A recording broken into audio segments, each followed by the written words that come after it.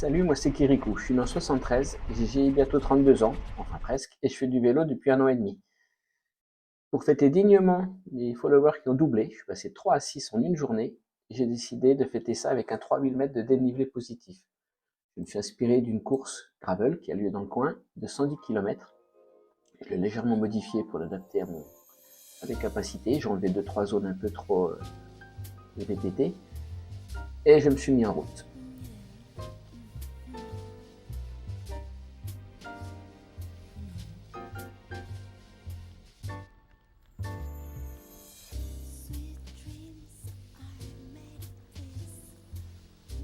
Strava m'indiquait le parcours en 7h15. Je me suis dit, bon, bah chouette, je vais partir à 7h. À 2h15, je suis rentré chez moi, on sera tranquille. Ça va pas se passer comme prévu, ça risque de prendre un peu plus de temps. Déjà, ça commence avec 15 km d'ascension, on va faire quasiment 1000 mètres.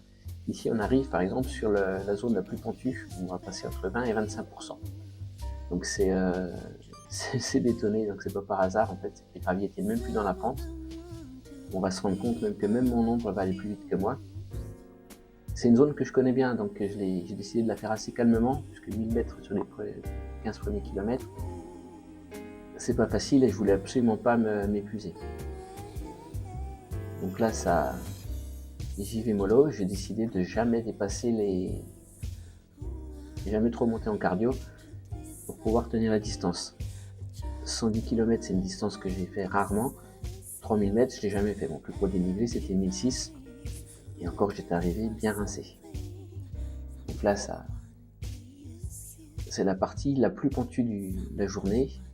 Et j'ai décidé de pas me cramer les jambes, donc j'y suis allé mollo mollo.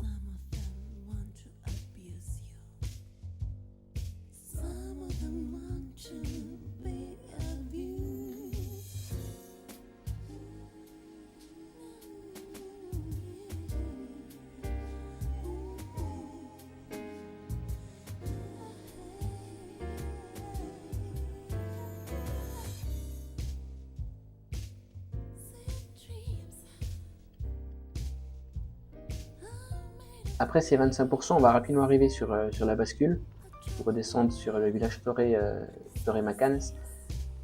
Donc la descente, c'est magnifique parce qu'en fait, la journée arrive tranquillement. On a une descente vraiment reposante, ça permet de se reposer les jambes. Puisqu'après, directement, on va réattaquer sur une ascension de 450 mètres de dénivelé. Ce qui fait que sur les 30 premiers kilomètres, on aura fait 40% du dénivelé positif. Donc là, voilà déjà, là, après la grande partie descente et tout la descendant, on réattaque direct sur du bitume pour les 450 mètres de dénivelé qui viennent.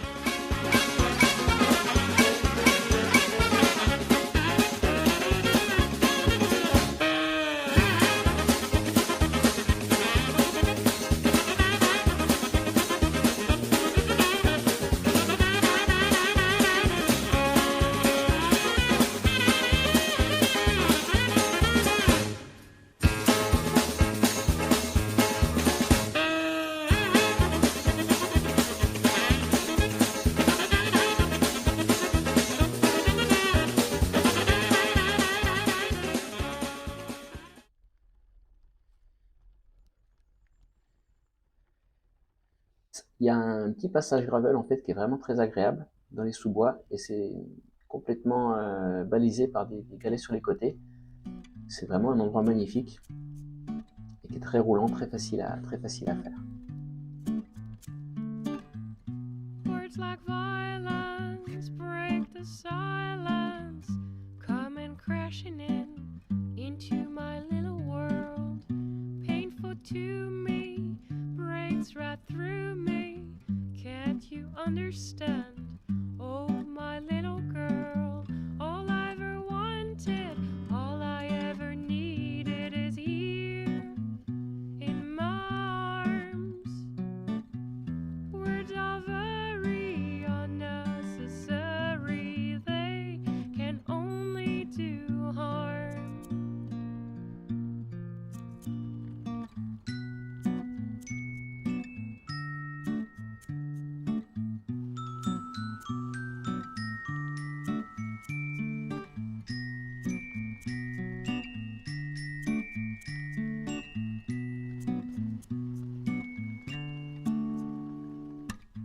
voilà, donc on est grosso modo à 30 km, on s'est tapé quasiment 1500 mètres de D+, donc la moitié du parcours sur les 110 km. Donc on a un parcours qui est assez vallonné, alterne route, chemin gravel, route, chemin gravel. On est au printemps, c'est fleuri, c'est verdoyant, c'est vraiment très bien. Oula, j'ai fait louper le virage. Et là, j'ai identifié ensuite 3 grosses ascensions, 3 pics en fait dans le parcours. Donc je commence à me préparer mentalement. Là, dans la descente, c'est magnifique, je regarde le paysage. Au fond de la vallée, j'identifie vraiment, je vois qu'il y a une route en face, là on la voit bien, en diagonale. Je me dis, Dieu, si c'est là qu'on doit passer, c'est pas gagné encore. Et effectivement, le tracé va m'emmener sur cette route qui va bien m'épuiser.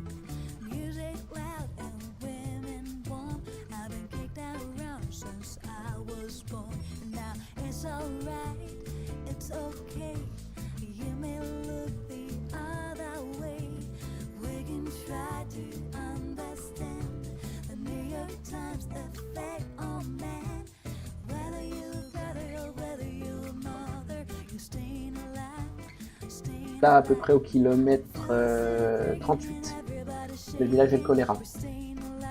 J'avais repéré des bistrots, je me suis dit, tiens, je vais faire une pause, manger un morceau. Bien sûr, ils étaient fermés.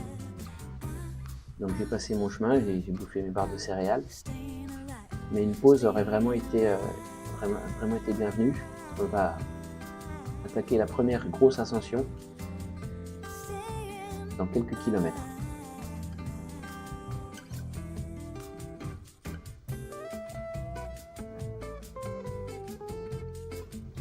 Un petit peu sur le bitume, on part sur la gauche. Apparemment c'est ce qui s'appelle la Sierra Aitana, si je me trompe, vous pouvez me corriger. Donc on va monter sur le monticule qui est juste en face, jusqu'à 1150 mètres, avec des pentes à 13 et 16%. C'est pas excessif, mais bon, après avec 40-50 km, je commence à en avoir un petit peu dans les pattes. Je vais peut-être manquer un petit peu d'alimentation et d'hydratation. Cette ascension, je vais la sentir. Je vais faire une pause repas en plein milieu.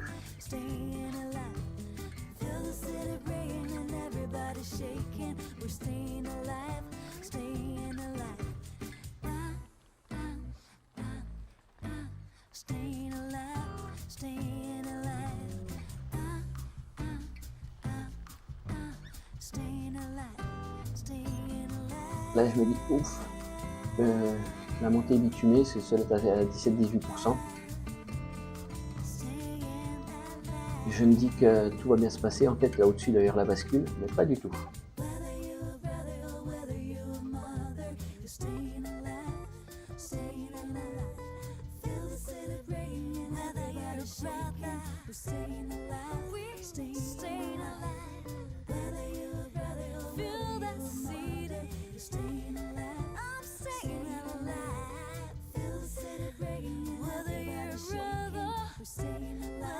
Je pousse pour la bascule et finalement je m'envoie sur la droite et c'est parti encore pour des bonnes grimpettes. Je fais une petite pause pour le panorama, mais en fait c'est pas tellement pour le panorama, c'est pour souffler un peu et je suis reparti. Donc là on arrive quasiment au sommet Aitana.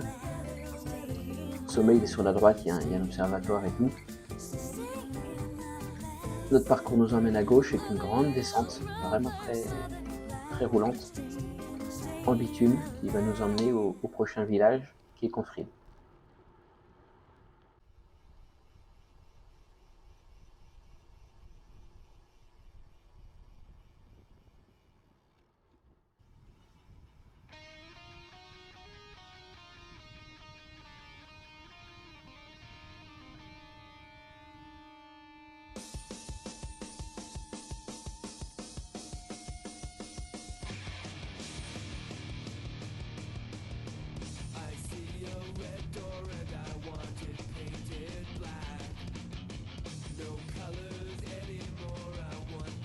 Voilà, Confrides. C'est un village, c'est vraiment le copier-coller du village d'avant.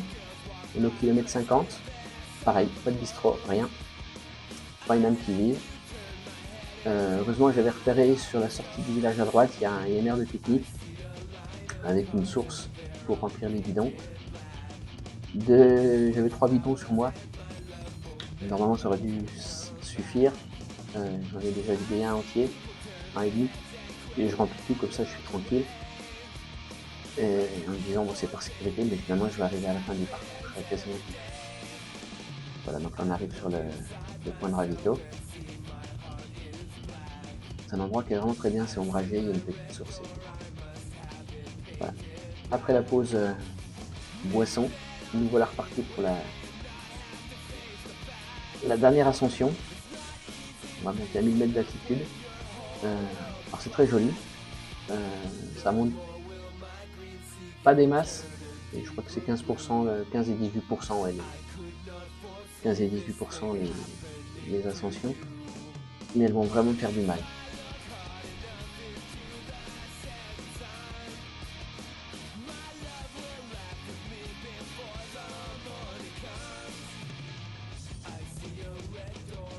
Donc comme d'hab, je me dis bah c'est joli en face, ouais, ben, on va y aller. Donc le petit chemin au-dessus à gauche qu'on voit, on va y passer.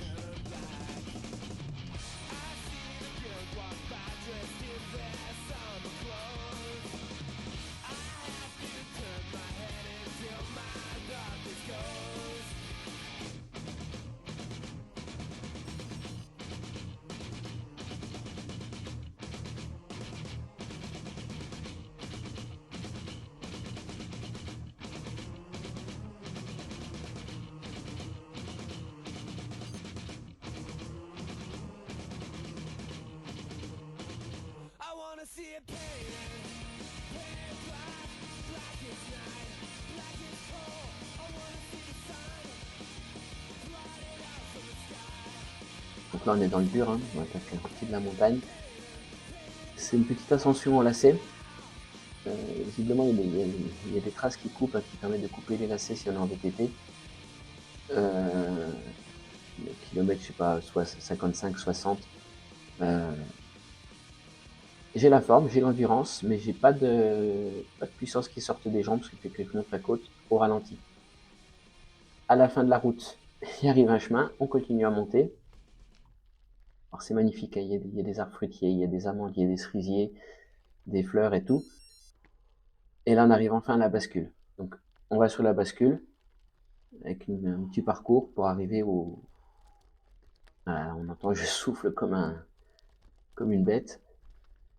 C'est bizarre, c'est des ascensions en fait en temps normal, sur des sorties de 20-30 km, ça se fait comme qui rigole. Là, quand on fait un 100 km, en fait, le corps se met en endurance et c'est pas pareil.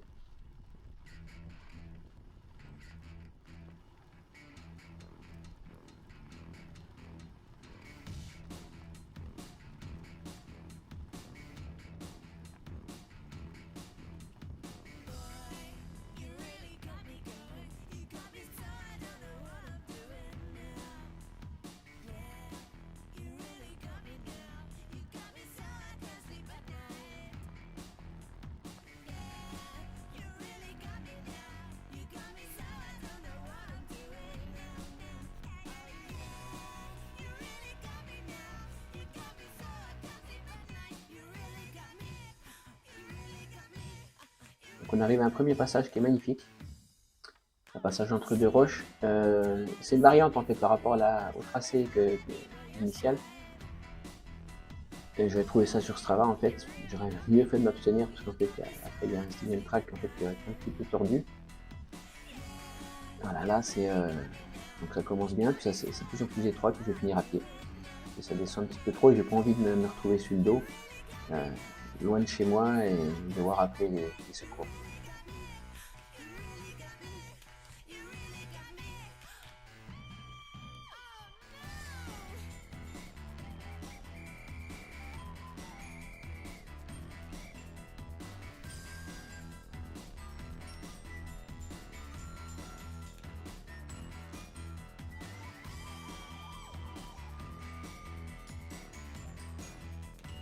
Et donc là c'est parti pour la dernière grosse ascension que j'avais identifiée. qui monte sur le pas des Contadors. Alors le pas des Contadors, c'est un passage entre deux falaises où initialement les bergers faisaient passer leurs moutons pour les compter. Ça monte à 18%, donc c'est pas irréalisable, mais par contre, chaque ascension, j'en ai un petit peu moins dans les pattes, et ça va finir, vous allez le voir, à pied.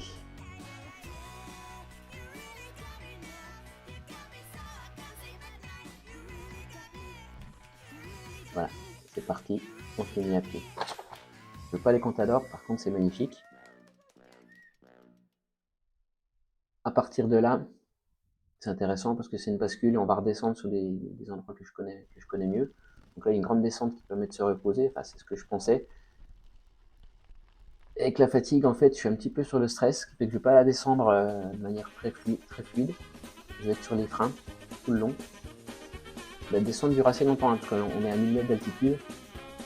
On va descendre quasiment jusqu'au niveau de la mer.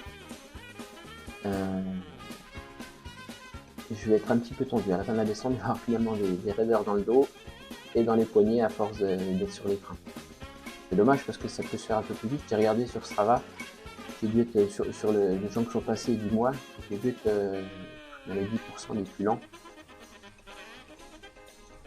Alors qu'il y en a certainement qui ont dû s'arrêter faire une pause, machin. Donc c'était le plus lent de tous ceux qui sont passés sur le dernier mois.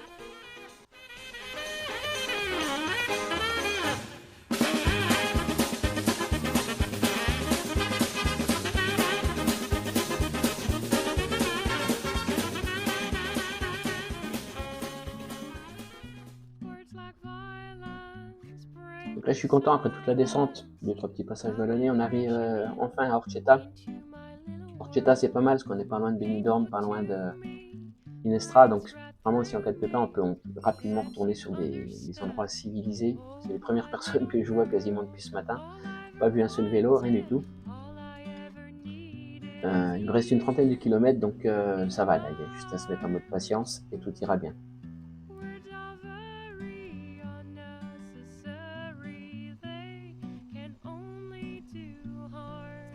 Là, j'étais jamais passé. Habituellement, je reprends la route directement.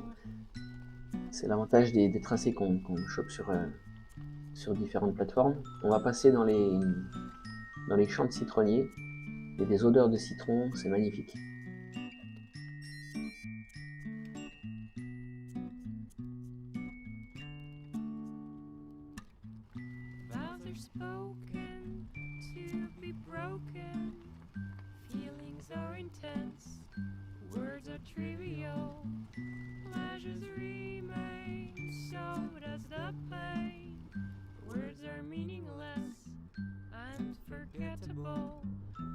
Voilà, donc là on est sur le retour. Il reste 25-30 km, donc c'est des longs plats montants, un petit peu de montée. Ça se fait assez bien, hein. C'est une route entre deux montagnes ouest de Bussot. Habituellement il y a des cyclistes, donc c'est pas mal parce qu'on peut s'amuser, on peut faire un peu de drafting, ça permet de se dynamiser un petit peu. Je sais pas ce qui se passe aujourd'hui, il n'y a pas un cycliste, donc je me retrouve tout seul. Difficulté de motivation. J'arrive à Aigouès enfin. Une descente, plus qu'une montée, et on sera arrivé pour la fin de la balade. J'aurais fait mes 110 km et mes 3000 mètres. Au niveau timing, les 7h15 initialement prévus, il y a longtemps que les a déjà dépassés.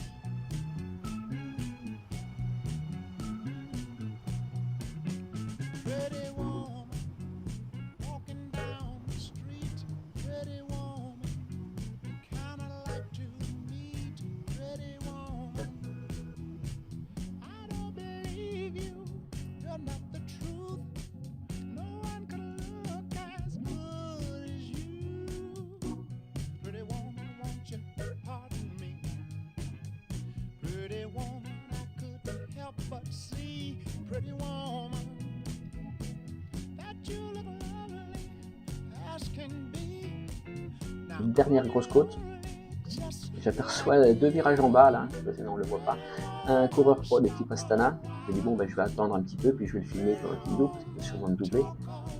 En fait j'ai pas eu le temps, 4 secondes après il était derrière moi, 10 secondes après il était 1 km devant. Donc il y a vraiment une différence entre un pro qui s'entraîne et qui fait de l'ascension à fond et un clampin comme moi en fait en mode promenade. Là, je suis content parce que je vois au loin un cycliste. Alors, pédale plate, basket, vélo avec porte-bagages. Je me dis, bon, bah, je vais essayer de le rattraper. Et je me suis motivé, mais j'ai plus rien dans les pattes. Et lui, il a vu que j'essayais de remonter. Je pense que c'est un bon cycliste, hein, parce que j'ai jamais pu le rattraper.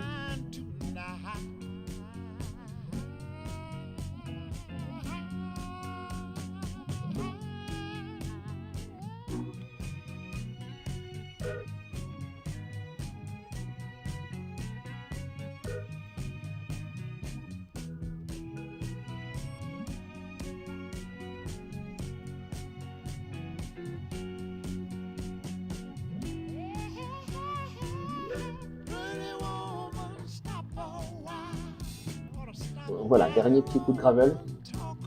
Je suis content parce qu'en fait, j'ai réussi à le faire. Je n'ai pas gagné à faire 3000 mètres de D+, je l'ai jamais fait. Je voulais le faire à 15 km/h de moyenne et 7h15, j'en ai mis 8, ça fait du 14 de moyenne.